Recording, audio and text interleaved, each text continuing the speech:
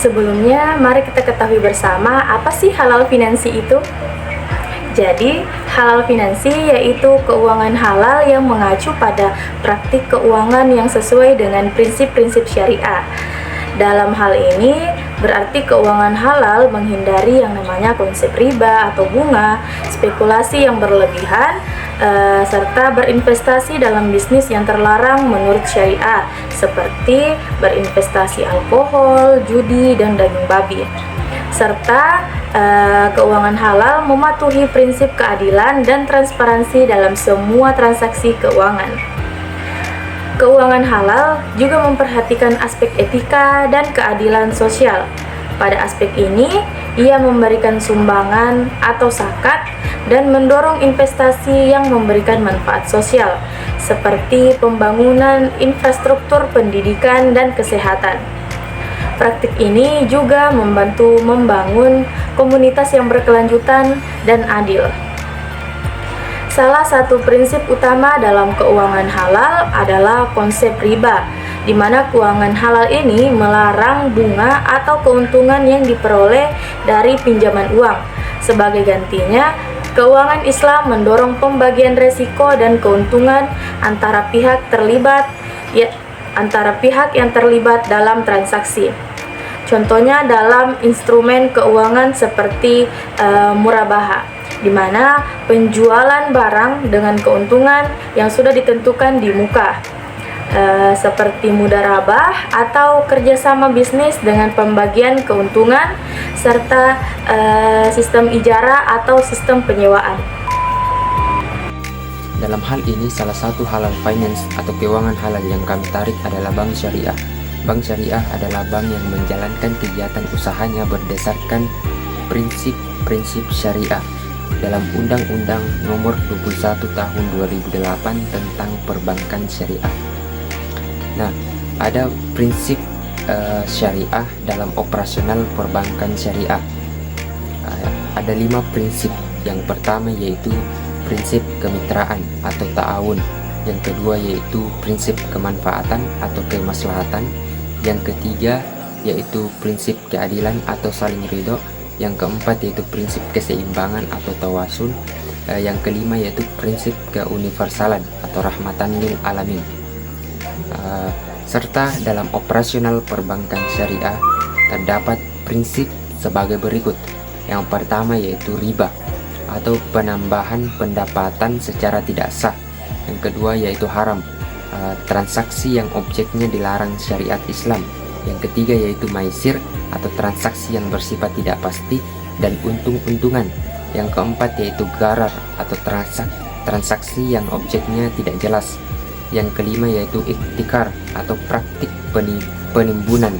Yang keenam yaitu zalim atau transaksi yang menimbulkan ketidakadilan bagi pihak lain. Nah, ada macam-macam bank syariah. Yang pertama yaitu Bank Umum Syariah atau BUS. Bank Umum Syariah adalah bank syariah yang dalam kegiatan usahanya memberikan jasa lalu lintas pembayaran.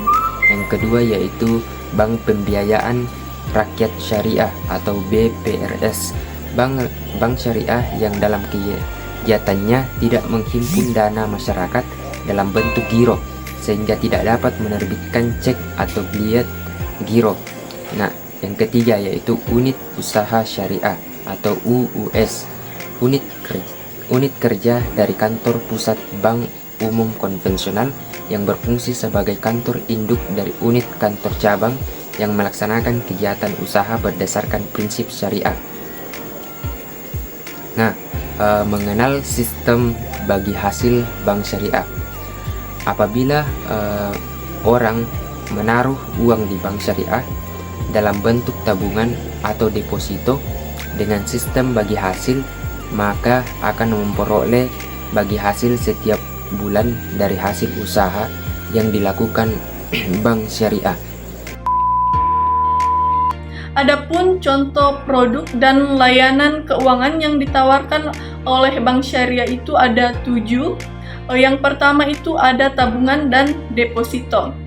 Bank syariah menawarkan produk tabungan dan deposito sesuai dengan prinsip syariah, di mana dana nasabah diinvestasikan dalam proyek-proyek yang halal dan keuntungan dibagikan sesuai dengan mekanisme bagi hasil.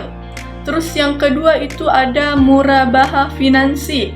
Nah, bank syariah memfasilitasi pembelian barang atau properti untuk pelanggan dengan skema murabahah, di mana bank membeli aset tersebut dan menjualnya kepada pelanggan dengan markup yang ditentukan di muka. Pembayarannya pun dilakukan dalam bentuk angsuran sesuai dengan perjanjian yang telah dibuat. Terus yang ketiga itu ada mudarabah investment, di mana bank syariah menyediakan layanan investasi dalam bentuk mudarabah, di mana nasabah dapat berinvestasi dalam proyek-proyek bisnis sesuai dengan prinsip syariah. Keuntungan dari proyek ini dibagi antara bank dan nasabah sesuai dengan kesepakatan dari awal. Terus yang keempat itu ada sukuk isuasi. Bank syariah ini dapat menerbitkan sukuk dari obligasi syariah yang memberikan pemegangannya hak kepemilikan atas aset atau proyek tertentu.